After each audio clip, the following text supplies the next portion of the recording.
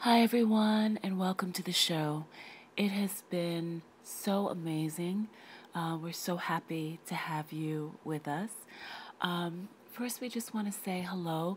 First of all, we want to say thank you to the many celebs who have been so kind to us, whether in person or online. It's been one kindness or another that's helped us to proliferate. Brian Gumble, Denise Richardson, Ty Pennington, Christian Slater, Steven Tyler, Naomi Campbell, Kirstie Alley, Jimmy Kimmel. It's just so many, and it keeps growing, and we're very happy. And we have we're growing, but we really have like our private group too.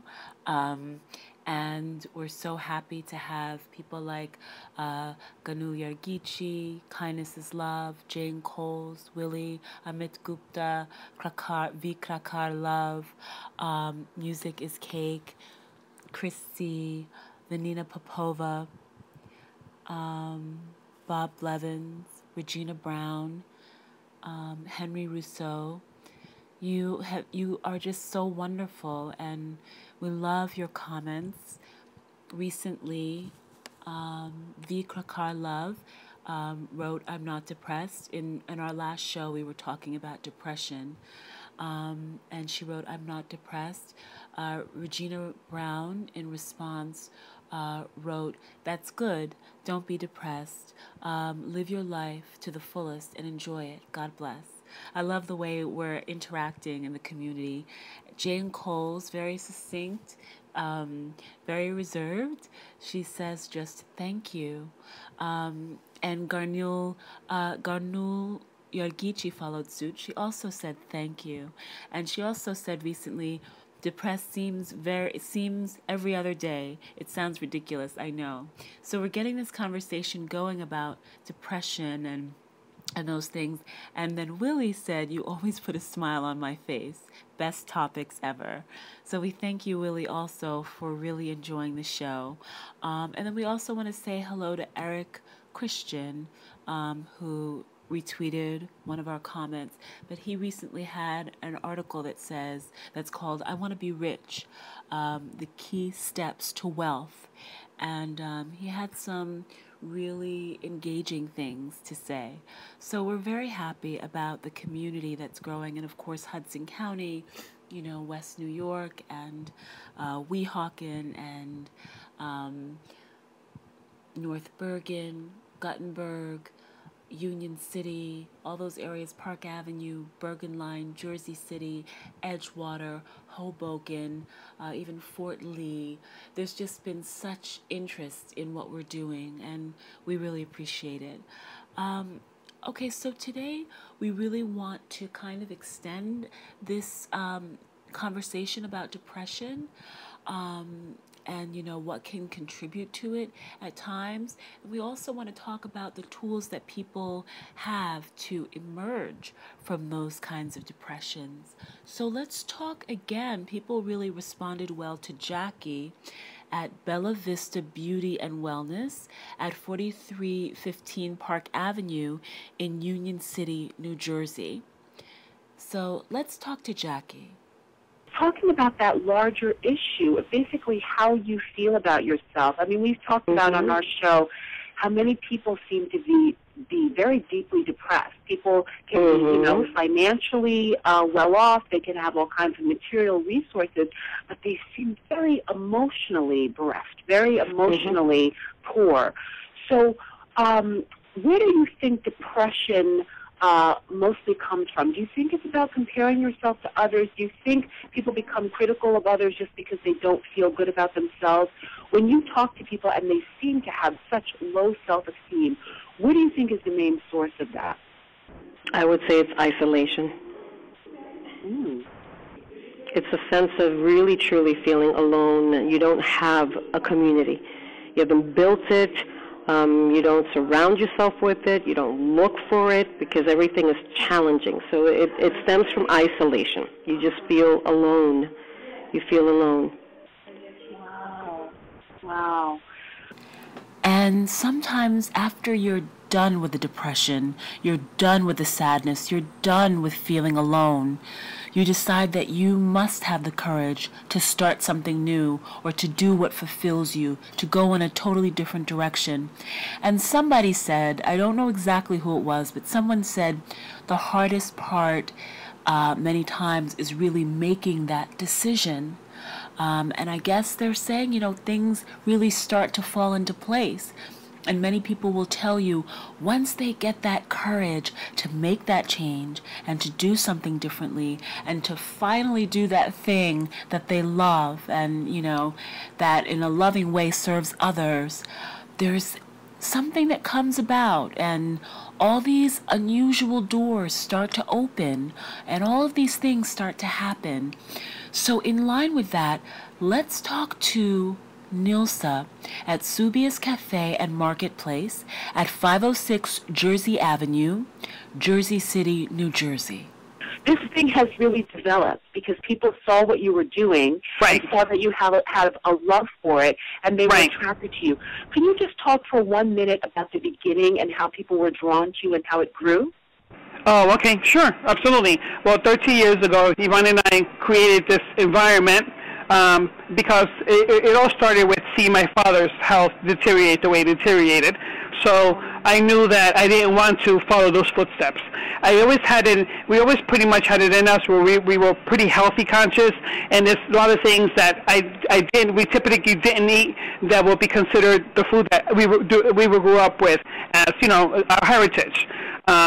So a lot of that stuff I didn't eat. So when we opened up this place, like pork, I didn't eat pork, ham, all stuff like that.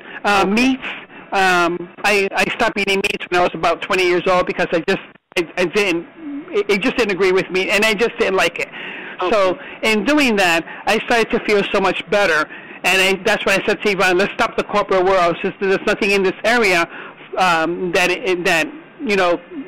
is like this, the vegan.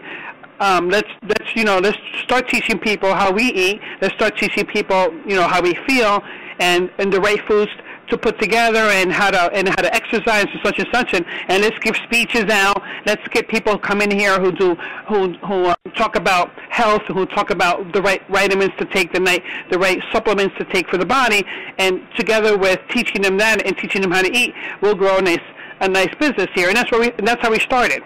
So we started by educating others how to eat properly, okay, and not only how to eat properly, but also how to nourish the body properly with the right supplements and vitamins.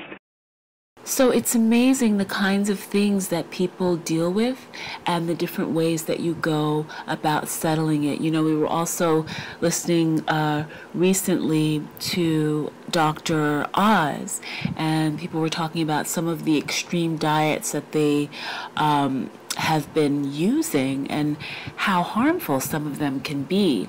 And, a lot of times when you are filling yourself with something, and we all really have something that we're struggling with, so whatever it is that you select to try to quell those feelings, until you really get to the core of why you feel empty, why you feel sad, or what you're trying to fill in, or what experience you had, it can be very difficult for those diets to have a long-term success because they're really an expression of a kind of emotional lack that you're dealing with. So I think a lot of times when people start these diets, one of the first things to do is to really sit down and try to examine what it is that's making you so sad, why you feel so alone. What is it that happened? What experience are you trying to press down? What is it that you don't want to allow yourself to be conscious of? What's really going on inside? And once you start to deal with those things, then going to a diet will be totally different and can be so much more powerful and have a longer term effect. So we really want to thank everyone. We just think you're amazing, and we love the way there's so much growth. We also like our private group and how we feel kind of close with you guys. You know, Chris C., Jane Coles, James Byron Love, Photography by Roger, the others that we mentioned, Amit Gupta, Regina Brown, Willie, Amit Gupta, it's Ganu Yargichi. We really appreciate everyone who's listening to the show. We really appreciate your comments, and we want to share the ones. When you make specific comments to us, we'd like to share them on the show as often as possible. And, you know, if you have questions, send us messages. Let us know. We've been getting such a warm reception, and we really appreciate it. So thank you guys for listening to the show. And we're going to leave you with a creative piece. And we'll see you next time. This poem is called Waiting. How long have I waited? How long have these hours been drenched in the morning? How long have these moments been hinged on the bloodwork of the dawn? Each of these steps, each of these cupfuls of what is immense and what feels broken.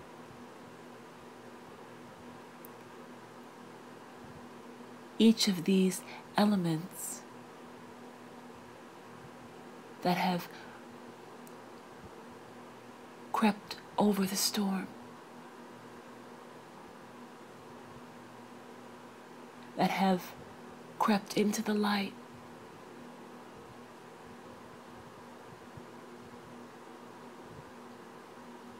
and which go on.